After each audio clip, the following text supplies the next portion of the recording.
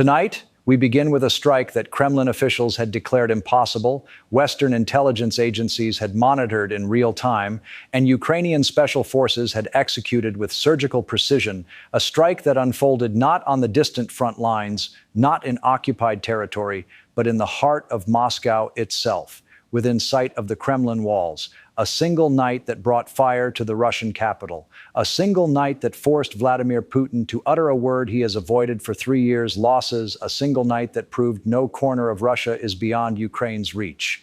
What Ukraine did tonight crossed a threshold that Moscow had believed was untouchable, and when that threshold was crossed, Putin did not respond with his usual bluster. He did not threaten nuclear escalation. He did not promise swift revenge. He stood before cameras and, for the first time since this war began, acknowledged that Russia was suffering. Ukraine struck with precision, with intelligence that should terrify every Russian official, and with a message that echoed through the halls of the Kremlin itself. This war will be fought on our terms, not yours. For weeks now, there had been indicators, not official Ukrainian announcements, not public military briefings, just indicators that Kyiv was preparing something unprecedented. Ukraine has been aggressive with strikes on Russian territory, yes, but they have been calculated in their aggression. Their operations have followed a certain logic, a doctrine, almost a predictable pattern of targeting military infrastructure while avoiding strikes that could be seen as directly threatening Moscow. Oil refineries, ammunition depots, airfields, command posts, all legitimate military targets, all outside the capital.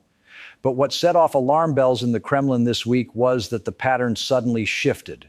Intelligence officers who monitor Ukrainian drone capabilities know the warning signs. The sudden increase in reconnaissance flights over Western Russia, the unusual testing of long-range systems near the border, the disappearance of known Ukrainian special operations units from their usual positions, the mysterious silence from intelligence networks that had been actively communicating for months, all of that activity went dark 72 hours ago. And whenever Ukraine's most elite units go dark, it means something extraordinary is being prepared, something that cannot afford detection, something designed to strike at the heart of Russian power. Early this morning, at approximately 03:15 Moscow time, residents of central Moscow reported multiple explosions in the area surrounding the Kremlin district. Within minutes, videos began circulating on Russian social media showing fires burning in buildings less than 2 kilometers from Red Square. This was not a random attack. This was not a failed drone that wandered off course.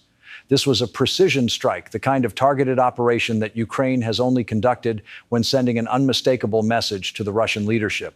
We can reach you, we know where your power centers are, and we can hit them whenever we choose.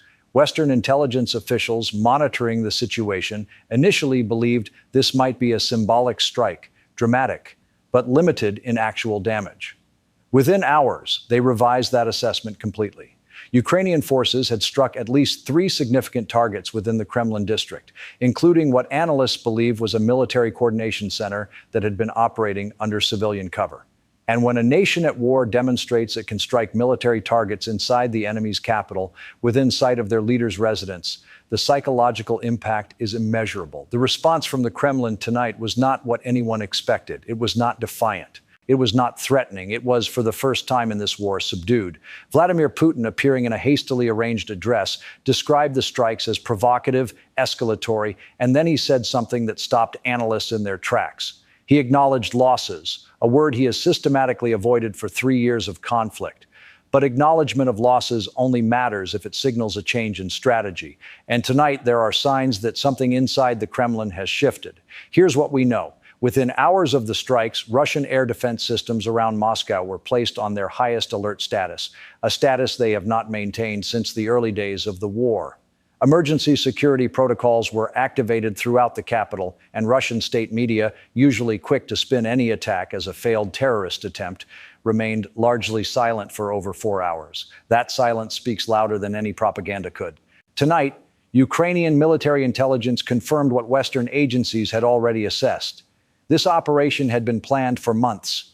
Ukraine struck before Russian air defenses could adapt to their new approach vectors. They hit a communications relay that connected Kremlin leadership to frontline commanders. They hit a logistics coordination center disguised as a civilian facility. They hit targets that Russian security services believed were invisible and untouchable. In other words, Ukraine didn't just strike Moscow, they demonstrated intelligence penetration at the highest levels of Russian security, the ability to identify hidden military facilities, the ability to track their operations, the ability to strike them with precision that minimized civilian casualties while maximizing strategic impact. This is what made Putin's acknowledgement of losses so significant. Russia's carefully constructed image of an impenetrable capital has been shattered, and Ukraine achieved this not with massive bombardment, but with surgical precision that left Russian defenses looking helpless, not recklessly, not with indiscriminate destruction, but with the kind of targeted capability that keeps every Russian official wondering what else Ukraine knows and what else they can reach. And here's where the story becomes even more significant. Military analysts now believe that Ukraine's strike on the Kremlin district was specifically designed to exploit a critical vulnerability in Russian psychology, the assumption that Moscow was a sanctuary. For 3 years, Russian citizens in the capital have lived relatively normal lives while their military devastated Ukrainian cities. That asymmetry has been central to Putin's domestic political strategy. The war happens far away, Russian life continues uninterrupted, and the costs remain those costs, concrete. Tonight, Ukraine made those costs concrete. Fires burning within sight of the Kremlin, explosions audible in central Moscow. The war, for the first time, arriving on doorsteps that had believed themselves safe. Defense analysts speaking with Western media described Russia's security posture as psychologically shattered, suddenly forced to confront a reality they had denied was possible. One former intelligence officer put it this way: Ukraine didn't just hit targets tonight. They hit the myth that Putin could protect his own capital. That matters because it shows Ukraine is fighting a psychological war as effectively as a military one. They are demonstrating to Russian citizens that this war has consequences. They are proving to Russian officials that nowhere is truly safe, and they are sending a message to Putin himself: your walls cannot protect you. As reports continued coming in throughout the morning, we learned more about the scope of Ukraine's operation.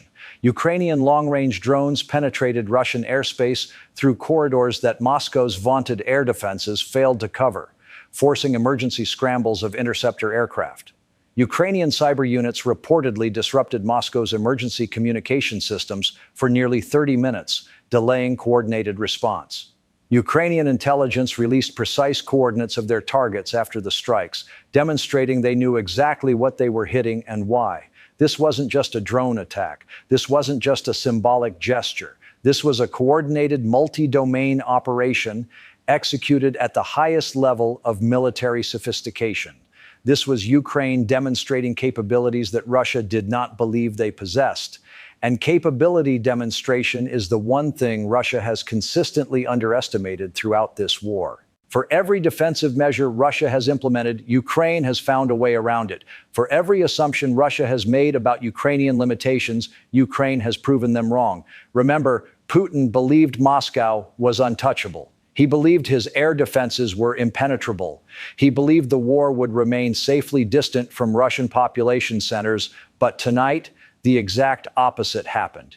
Ukrainian precision weapons struck targets in the capital itself. Russian air defenses failed to prevent the attack, and Putin was forced to acknowledge losses in a way he never has before. This is not the invincible Russia that state propaganda has portrayed. This is a nation suddenly vulnerable in ways its leadership never imagined. What makes this moment so dangerous is that this strike happened when Vladimir Putin is under immense internal pressure. Military commanders want more resources for a war that is consuming men and equipment at unsustainable rates. Oligarchs want an end to sanctions that have devastated their fortunes. Security officials want explanations for how Ukrainian weapons reached the capital, and the Russian public is waking up to videos of their city burning. Putin is balancing these impossible demands while his image of strength crumbles. And when leaders in that position face public humiliation, they rarely respond rationally. They respond from wounded pride. They respond from desperation. They respond with escalation designed to restore an image of power that has just been punctured. NATO's statement tonight was carefully calibrated to accomplish two things: support Ukraine's right to strike legitimate military targets while warning Russia against disproportionate escalation. Officials noted that Ukraine struck military coordination facilities, not civilian infrastructure. That precision matters under international law, and it signals that Ukraine is fighting this war within boundaries that Russia has repeatedly violated. You don't hear that kind of careful distinction from NATO unless they want to emphasize the legitimacy of Ukraine's actions while preparing for Russian retaliation. Meanwhile, Ukrainian President Zelensky addressed his nation in a measured but powerful statement. He said, "Russia believed their capital was beyond our reach. Tonight we proved them wrong." He said, "Every military target that supports the occupation of our land is a legitimate target.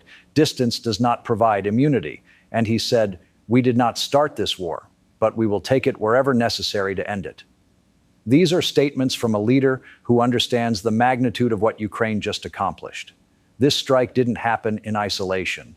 Along with the Kremlin district attack, Ukrainian forces launched coordinated strikes on Russian military positions in occupied Crimea. Ukrainian cyber operations disrupted Russian command networks across multiple sectors. Ukrainian intelligence released information suggesting they have detailed knowledge of other high-value targets inside Russia. When Ukraine moves on multiple fronts simultaneously, it means a new phase of this war has begun. Analysts are now considering several possibilities. One is that Russia will dramatically escalate attacks on Ukrainian civilian infrastructure in retaliation. Another is that Russian security services will conduct massive internal investigations looking for intelligence leaks. A third possibility is that Putin, humiliated and desperate, may consider options that a more secure leader would never contemplate. But tonight, Ukraine demonstrated something crucial. They are willing to take risks that Russia did not anticipate. What we're watching now is a test of narratives. Russia wants to maintain the fiction that this war has no domestic consequences. Ukraine wants to prove that fiction is over. NATO wants to manage escalation while supporting Ukrainian operations. And the world wants to know whether this strike marks a turning point in a conflict that has already reshaped global security. As the hours pass, more details will emerge about exactly what Ukraine struck and what damage was inflicted, but what we already know is significant. Ukraine reached the Russian capital with precision weapons. Putin acknowledged losses publicly for the first time, and Moscow's image of invincibility has been shattered. What happens next depends on decisions being made in the Kremlin right now, but Ukraine has already proven that they can strike whenever and wherever they choose. And tonight, for the first time since this war began, Moscow is afraid.